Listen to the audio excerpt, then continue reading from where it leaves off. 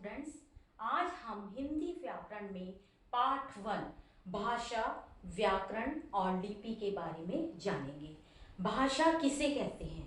भाषा हम अपने विचारों को या अपने भावों को दूसरों के सामने जब प्रकट करते हैं और जो प्रकट करने का माध्यम होता है वो भाषा कहलाता है।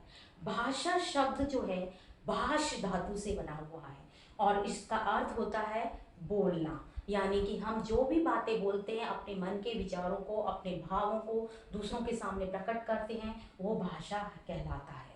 भाषा के दो रूप होते हैं, पहला होता है मौखिक और दूसरा होता है लिखित। मौखिक भाषा में हम बोल करके आप और दूसरा सुन करके अपने विचारों को दूसरों के सामने प्रकट करता है, जैसे कि हम रेडियो सुन करके मौखिक भाषा में का रूप है वो। और लिखित भाषा में हम लिख करके अपने मन के विचारों और भावों को प्रकट करते हैं। और लिखने में जैसे कि हमने पत्र लिखा कि हमारे मन में क्या भाव है और हमारे क्या विचार है, वो पत्र को पढ़ने वाला पत्र पढ़ करके समझ जाएगा, क्योंकि हमने ये लिखित भाषा का रूप है। अब मातृभाषा वो होती है, मातृभाषा जो बच्चा अपने शैशव काल में यानी बचपन में ही अपनी माँ से या परिवार से सीखता है, मातृभाषा वो कहलाती है। अब राजभाषा व राष्ट्रीय भाषा वो होती है जो सरकारी कार्यालयों में कार्यालय में कार्य करने के माध्यम से की जाती है। जो भी हम सरकारी कार्यालयों में या किसी भी भाषा का हम प्रयोग करते हैं वो हमारी राष्ट्रभाषा कहलाती है, और हमारी राष्ट्रभाषा हिंदी है।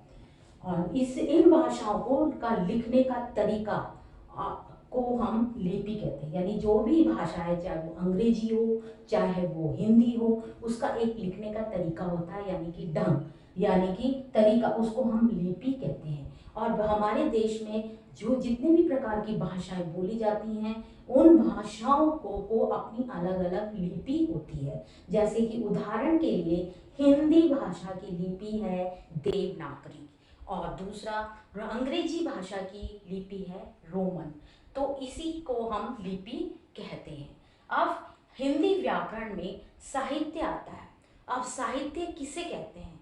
साहित्य वो कोश होता है जिसमें कहानियाँ, दोहे, कविताएं आती हैं। साहित्य को हम दो भागों में बांट सकते हैं, यानी साहित्य का मतलब ये होता है वो कोश, वो जमा राशि जहाँ कहानियाँ, प्राचीन काल के लेख जो भी हो वो साहित्य में आते हैं। साहित्य एक कोश होता है, तो संचित कोश होता है, यानी संचित करना मतलब इकट्ठा करके रखना। और साहित्य को हम दो भागों में बांट सकते हैं, एक तो होता है गद्य साहित्य, दूसरा होता है पद्य साहित्य। गद्य साहित्य के अंदर हमारे कहानी, लेख आते हैं और पद्य साहित्य के अंदर छंद, कविताएं और दोहे आते हैं। अब साहित्य के बाद हम हिंदी व्याकरण में व्याकरण शब्द ले सकते हैं। व्याकरण किसे कहते हैं? व्याकरण वह पुस्तक होती है जिसमें ज्ञान का संचित कोश होता है, यानी कि ज्ञान, हिंदी का संपूर्ण ज्ञान होता है। हिंदी का मात्राओं का ज्ञान, हिंदी को लिखने का तरीका, हिंदी को शुद्ध करने का तरीका हमें व्याकरण ही बताता है, क्योंकि व्याकरण के अंदर ही मात्राओं का ज्ञान कराया जाता है और वर्णों का ज्ञान कराया जाता है और इसके उच्चारण पर, शुद्ध उच्चारण का ज्ञान कराया जाता है, इसलिए हम इसे हिंदी व्याकरण कहते हैं। तो व्याकरण को भी हम तीन भागों में बांट सकते हैं। इसके तीन भाग होते हैं, एक तो वर्ण विचार, दूसरा है शब्द विचार और तीसरा है वाक्य विचार। अब सबसे पहला है वर्ण विचार। वर्ण के अंदर हम पढ़ते हैं कि हिंदी व्याकरण में सबसे पहले वर्णों का प्रयोग किया जाता है। वर्णों को कितने, वर्णमाला किसे कहते हैं, वर्णों का उच्चारण कैसे करना होता है, वर्णों पे मात्रा कैसे लगाई जाती है और इनको कितने भागों में बांटा गया है। अब है दूसरा है शब्द विचार। वर्णों से मिलकर के ही हम शब्द बनाते हैं। तो शब्द कितने प्रकार के होते हैं और कितने भागों में इसको बांटा गया है और किस किस प्रकार से ये प्रयोग में लाए जाते हैं, इस शब्द विचार में ये आता है। तीसरा है हमारा वाक्य विचार। ये भी वाक्य व्याकरण का ही तीसरा अंग है।